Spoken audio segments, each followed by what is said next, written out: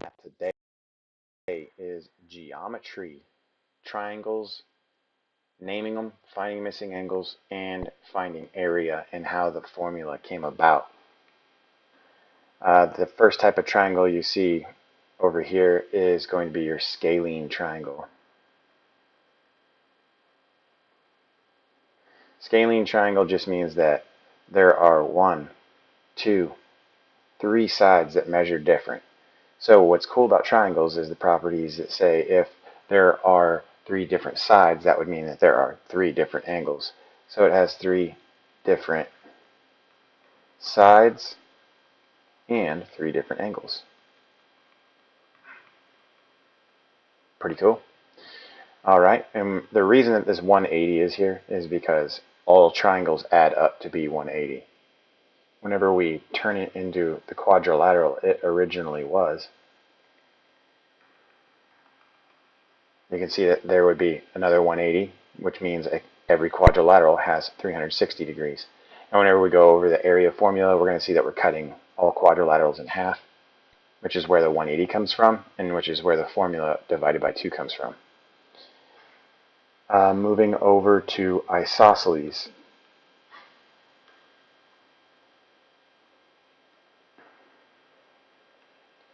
Isosceles, you can see, has one side and another side the same. So they have 2 of the same sides, 2 same side, and guess what? Oh, 2 of the same angles. So this one in particular, because you also name triangles by their largest angle, this is going to be a right isosceles triangle because it's got 2 sides that are the same and its largest angle is a right angle, which would mean that makes this one acute and this one acute. Keep in mind all 3 of them will add up to be 180. And just so we can get a little idea, that's what the original quadrilateral would look like, and we found half of it whenever we're finding the area. Down to the bottom, you can see that it has 1, 2, 3 of the same sides. This is called an equilateral. Equi means equal and lateral means sides, so you have equal sides. You'll also see this represented as this, little arcs for the angles. And you can see that there's an arc for an angle there, and there's 1 there and 1 there. That means that, guess what? All the angles are the same. And the equilateral will always have 60-degree angles. 60 plus 60 plus 60 is 180. Just so we can notate the other types of angles, so whenever we're up at scalene, you can see there's going to be 1 arc there, 2 arcs there, and 3 arcs there. It's the same thing as what's on the sides. It's just showing you that there are 3 different types of angles, but they're not the same.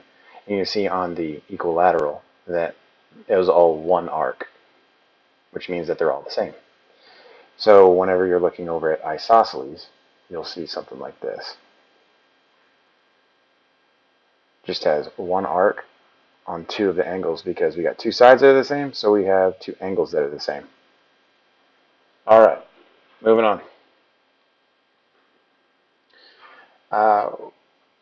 Finding area on a triangle, the only tricky part is really identifying where the base and height is. So area of a triangle is base times height divided by 2. Anytime that you have a quadrilateral, I'm going to sketch a makeshift one right here, and you have, let's say, a 2 by 2. That means you have a grid that cuts it in half. You have 2 sections, 1 up here, 1 down here. Then you cut it vertically into 2 sections. You have 1 here and 1 here. So whenever we cut it horizontally and vertically, we end up making a grid, a 2 by 2 grid, which is why 2 times 2 makes 4. 1, 2, 3, 4. This also equals square units. If it were miles, you'd have square miles. If it were meters, you'd have square meters. So whenever we're putting answer for area, make sure we're putting a little floaty 2. A little floaty 2 means we use 2 dimensions. We used a length and a width, or a base and a height, and that gave us a grid that created little tiny squares inside of whatever we were looking at. So the Little hint here is you can find height by the right angle and the dotted line it connects to. It even makes an H. So if you wanted to find the base, turn it into a B. You can find the base by where it sits, and it's sitting on this side.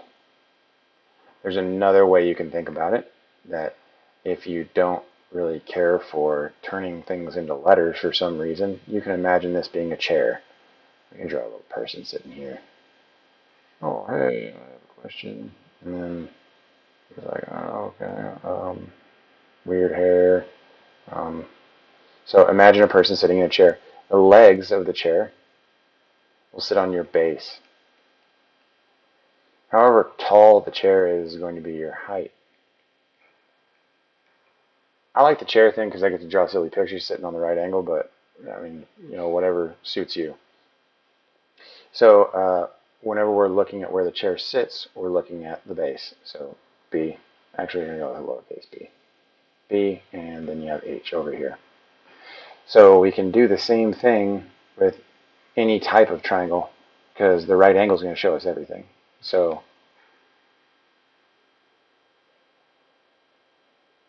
there it is on that one.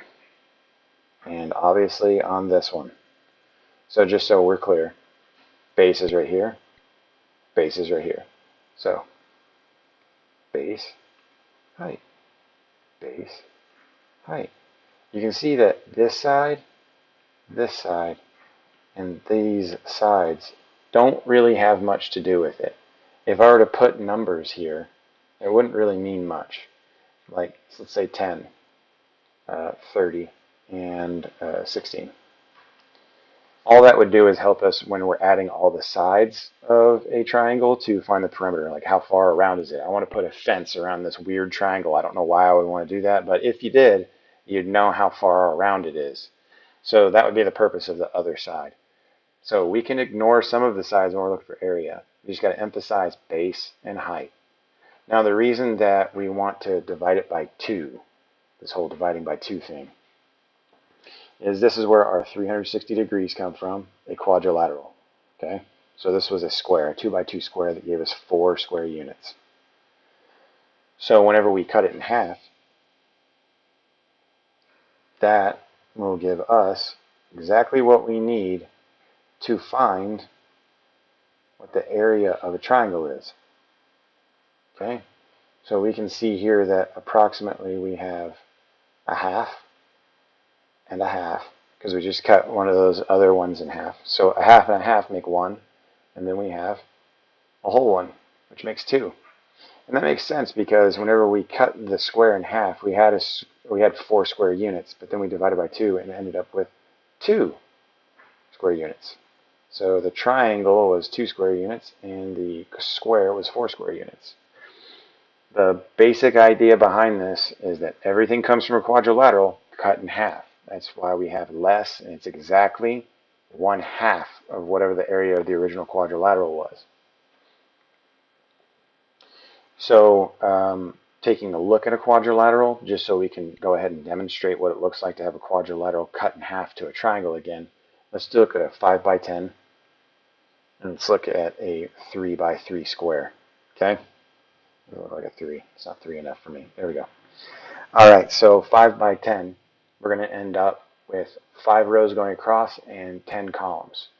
What we have originally is to find the area of these shapes, we're going to do base times height. There would be right angles in every corner because this is a rectangle. Right angles in every corner of this because it's a square. And we'd use, okay, the same rule. Where does the chair sit? Cool. All right, so here's our base. Here's our height. So 5 times 10. 5 times 10, 50. We have 50 square units in this shape. Now, whenever we're talking about moving over and finding half of it, we're looking at area equals base times height divided by 2. So we're going to take this original one and cut it in half. So what that looks like, just so we get a little sketch of half it right there, is We had our right angle. Let's go ahead and throw that in there. Keep the detail. Okay. Purple. Let's do that. It looks almost exactly the same. All right. So then we had a 5 by 10, and would you look at that? The base and height remained exactly the same. So look, the chair is still sitting on the same side, 10, and the chair is still the same height, 5. But we have only half of the figure missing. So look, oh geez, where'd it go? We got rid of it, cut it in half. So we had 5 times 10, so 5 times 10 divided by 2, which is 50 divided by 2, which gives us 25 square units, which is exactly half what the quadrilateral was. Super simple. Let's take a look at the square. So you have a 3 by 3. I'm going to go ahead and grid this out. That way we can see how many square units. All right, so we got 1, 2, 3 rows, and then 3 columns. Now, are they perfect squares? No, but you get the idea. So it made a grid, and it made 9 squares, 9 square units. So 9 square units.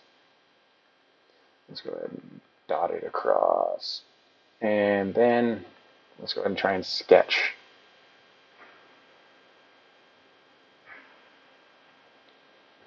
All right, so what's cool about this again is that nothing changed. We just got rid of some stuff, that's it. So it's still a 3 by 3. We still have the same exact thing as what was over here. See, look, we'll put our H there where the chair is sitting. And the chair is still sitting on 3, and it's still 3 tall. Look, the chair over here, still sitting on 3, and it's still 3 tall. So we're still doing the same exact thing, except we're going to be cutting it in half because we got rid of this entire half. So we have 3 times 3 divided by 2 equals 9 divided by 2. So 9 divided by 2, 4.5 square units.